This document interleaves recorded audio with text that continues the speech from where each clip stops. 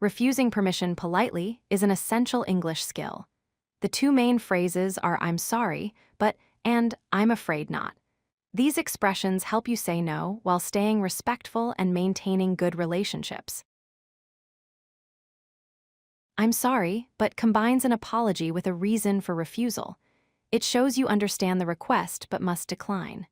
"I'm afraid not" is a gentle way to give a negative answer without sounding harsh or direct. These phrases maintain politeness even when refusing. They soften the rejection so the other person doesn't feel attacked.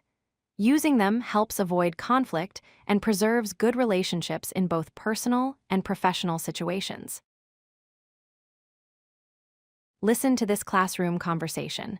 The student asks, "Can I use your notes for the test?" The teacher responds politely, "I'm sorry, but I can't share them. They're for my personal use only." Notice how the reason follows the refusal. In this situation between friends, someone asks, "Can I borrow your car tonight?" The response is, "I'm afraid not. I need it for an important errand." The phrase works perfectly for everyday situations with people you know. You can also say "sorry, but no" for direct situations like "sorry, but no parking here." Another variation is "afraid I can't," as in "afraid I can't help you." Both maintain the polite tone while being slightly shorter. Parents often use these phrases with children.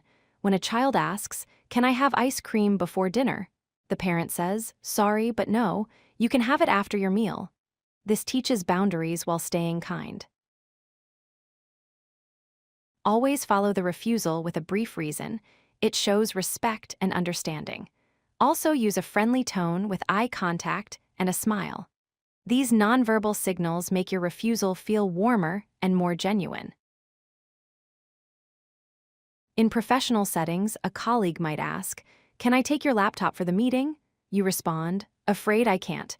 It has confidential files on it." This protects important information while staying polite. Now practice these phrases yourself.